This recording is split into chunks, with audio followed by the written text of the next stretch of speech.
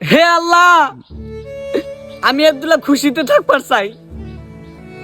যে সময় আমার কাছে খুশি আইসে, দুনিয়ার কষ্ট তখনই আইসে। আমার কাছে কোনো যদি বস্তু আইসে, ও বস্তু আমার কাছে টেকেই না।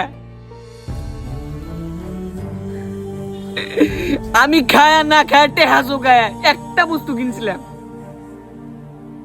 ওটাও রাখা বললাম না।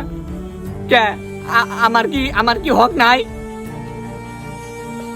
সবসময় আমার হাতে কে বলাবো? আরো তো দুনিয়ার মানুষ আছে।